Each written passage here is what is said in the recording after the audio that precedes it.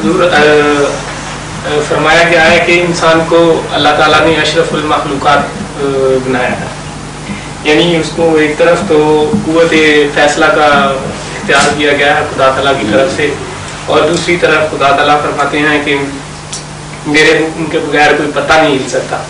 تو کیا اگر کوئی انسان کوئی برا کام کرتا ہے تو کیا اس پہ خدا کی رضا شامل ہوتی ہے؟ نہیں، کوئی آدمی جو برا کام کرے اس کے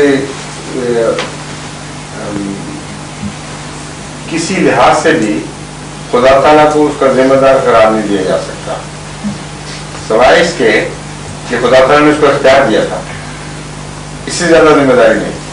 یہ بھی اس کی تربیت ہے۔ اس لحاظ سے ایک بچے کو آپ اجازت دیں یہ کام یوں کرے یا یوں کرے، میٹھی چیز کھائے یا کڑوی کھائے، وہ کڑوی کھا لے اور یہ بتا دیا جائے اس کو پہلے کہ یہ کڑوی ہے اور اس کو پتا ہو کہ کڑوا ہوتا کیا ہے، تو اس لحاظ سے تو آپ ذمہ دار نہیں ہیں، اس نے خود یہ فیل کیا ہے۔ لیکن آپ زبردستی روک بھی سکتے تھے، آپ کا زبردستی نہ روکنا یہی صرف آپ کی ذمہ داری ہے، سمجھے نا؟ اسی طرح اللہ تعالیٰ کا بندوں سے تعلق ہے، جب خدا نے خیر و شر دونوں کی اجازت دے دی تو اجازت کی حد تک ذمہ دار ہے خدا، کسی زیادہ نہیں۔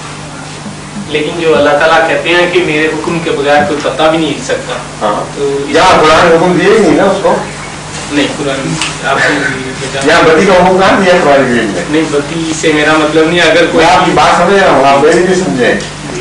خدا تعالیٰ نے خدا تعالیٰ فرماتا ہے میرے حکم کے بغیر پتہ بھی نہیں ہلتا، بالکل درست ہے۔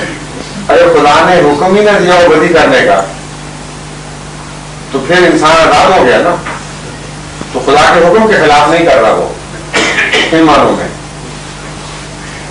اگر حکم دیا ہو بدی کا تو پھر وہ مجبور ہے، لیکن یہاں خدا نے حکم کو اٹھا دیا ہے، یہ اور صورت حال ہے، یا حکم کو سسپینڈ کر دیا ہے اور اس کو اختیار دے دیا، یہی حکم ہے خدا کا، اور یہی حکم چل رہا ہے۔